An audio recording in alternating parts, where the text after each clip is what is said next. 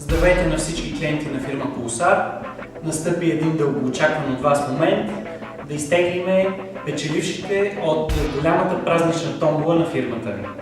Тук, в тази урна до мен, с тези хубави крила, от нея ще отлетят имената на трима щастливци, които ще отнесат тези невероятни награди. Първа награда – телефон iPhone 4, втора награда – конзола от PlayStation 3, трета награда – портативната конзола на Sony PSP. Пожелавам успех на всички, които в периода 18 декември – 16 януари закупиха продукти от фирма Pulsar, попълниха своите имена и ги оставиха в магазините ни. Клиентите ни през сайта автоматично участват в томболата, техните имена също са тук. Да пристъпиме към изтеглянето на тримата печеливши. Ще помоля колегата да снима вътре в урната. Ще се опитам да ги разбъркам максимално добре всички листчета.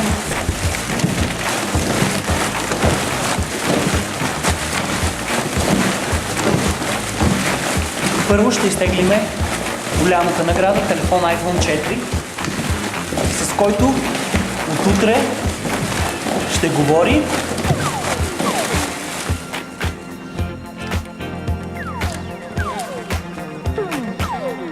Александър Георгиев Гърков. Скривам телефона за съображение за сигурност. Предполагам, че се вижда добре. И така, голямата награда iPhone 4 спечели Александър Георгиев Гърков. Честито на Александър! Той отнася това бижу на Apple за себе си. Сега изтегляме PlayStation 3.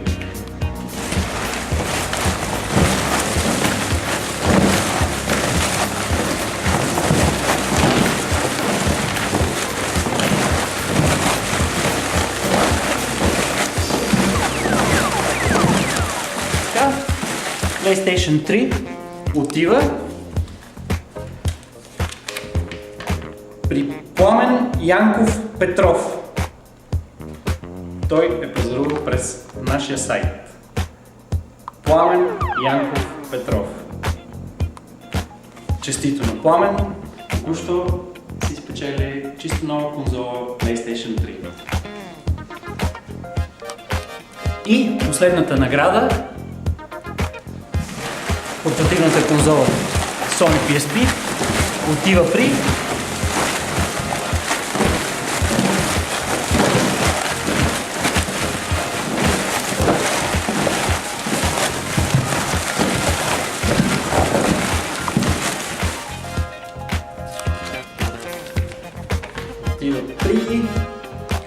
Владислав Станимиров Терзиев.